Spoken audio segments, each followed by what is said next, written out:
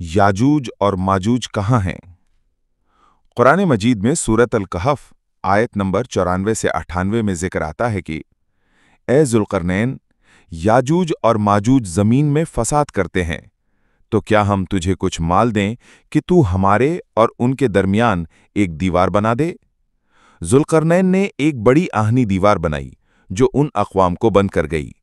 कुरान के मुताबिक ये दीवार अब तक कायम है और वो उस वक्त तक बाहर नहीं आ सकेंगे जब तक अल्लाह का वादा ना आ जाए, यहां तक कि जब याजूज और माजूज खोल दिए जाएंगे और वो हर ऊंची जगह से दौड़ते आएंगे। अल-अंबिया 96। मकाम उलमा के मुताबिक उनकी सही जगह का इल्म सिर्फ अल्लाह को है। अलबत्ता कुछ रिवायात में कहा गया है कि वो शुमाली या मशरक़ी एशिया के किसी पहाड़ी या गार वाले इलाके में महसूर हैं। बाज़ मुफक्किरीन उनकी मौजूदा शनाख्त को तातारी या मंगोल अक़वाम से जोड़ते हैं, लेकिन ये हतमी राय नहीं। कब निकलेंगे?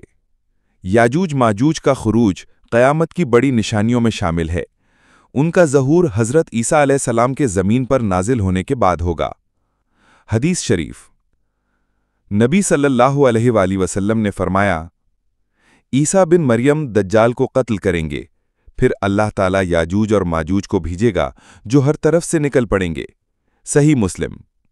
वो तादाद में बहुत ज्यादा होंगे। वो जमीन में फसाद मचाएंगे, पानी के ज़ख़ीरे तक पी जाएंगे।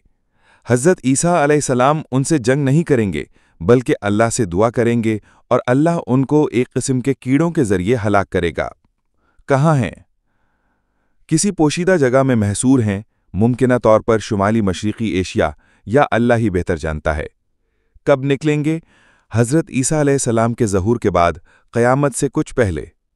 हदीस रसूलुल्लाह सल्लल्लाहु अलैहि वसल्लम ने फरमाया, याजूज और माजूज हर रोज़ दीवार को खोदते रहते हैं, यहाँ तक कि जब वो थोड़ी बाकी रह जाती है और वो थकते हैं तो उनका सरदार कहता है, वापस चलो, कल मुकम्मल करेंगे, और अल्लाह ताला दीवार को फिर पहले जैसा कर देता है। जब अल्लाह का इरादा होता है कि वो बाहर आएं, तो वो कहते हैं, इंशाअल्लाह कल मुकम्मल करेंगे, और अगले दिन दीवार जैसी वो छोड़ गए थे वैसी ही होती है, तो वो उसे मुकम्मल करके बाहर निकल आते हैं। सही बुखारी।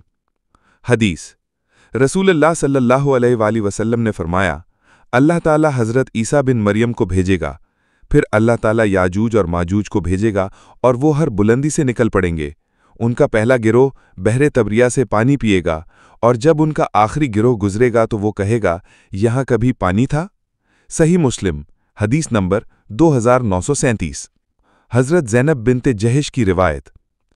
हदीस हज़रत ज़ैनब बयान करती हैं, एक दिन नबी सल्लल्लाहु अलैहि वसल्लम नींद से बेदार हुए, चेहरा सुर्ख हो रहा था, और फरमाया, ला इलाहा इल्लल्लाह, अरब के लिए हलाकत है उस शर की वजह से जो करीब आ चुका है।